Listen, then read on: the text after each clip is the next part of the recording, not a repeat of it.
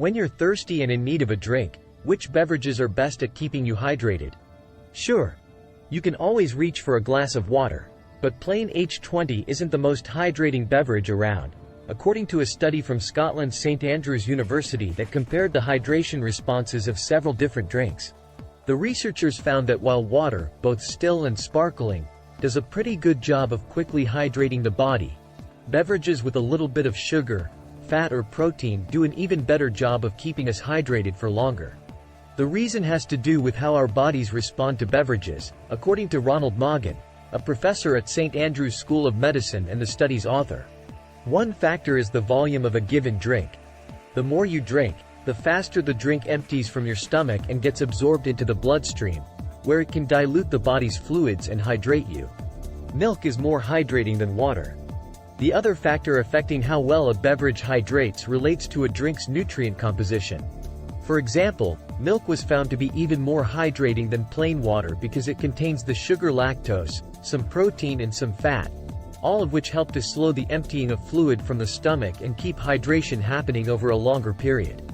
Milk also has sodium, which acts like a sponge and holds onto water in the body and results in less urine produced. The same can be said for oral rehydration solutions that are used to treat diarrhea. Those contain small amounts of sugar, as well as sodium and potassium, which can also help promote water retention in the body. Sugar in moderation. This study tells us much of what we already knew.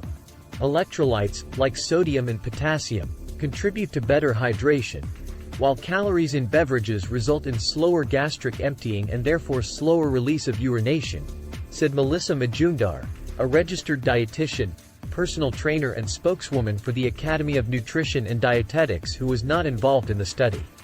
But here's where it gets tricky. Beverages with more concentrated sugars, such as fruit juices or colas, are not necessarily as hydrating as their lower sugar cousins. They may spend a little more time in the stomach and empty more slowly compared to plain water.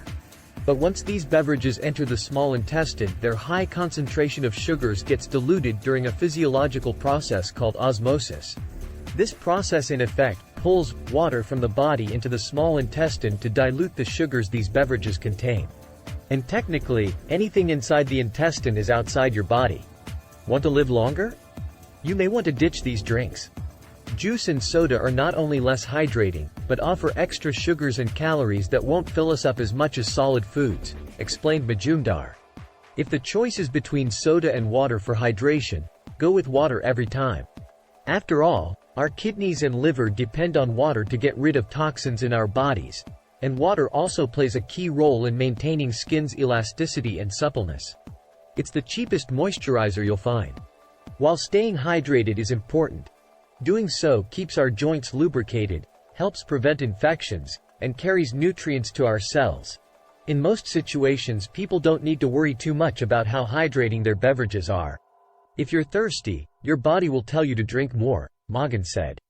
But for athletes training seriously in warm conditions with high sweat losses, or for someone whose cognitive function may be negatively impacted by working long hours without beverage breaks, hydration becomes a critical issue. Can beer and lattes keep me hydrated? Alcohol acts as a diuretic, which causes you to pass more urine. So when it comes to alcoholic beverages, hydration will depend on a beverage's total volume. Beer would result in less water loss than whiskey because you are ingesting more fluid with beer, Maughan said. Strong alcoholic drinks will dehydrate, dilute alcoholic drinks will not. What to drink to help you sleep? When it comes to coffee, how well your Java hydrates will depend on the amount of caffeine you consume. A regular coffee with about 80 milligrams of caffeine, roughly what you would find in 12 ounces. A Folgers House blend would be pretty much as hydrating as water, according to Maughan's research.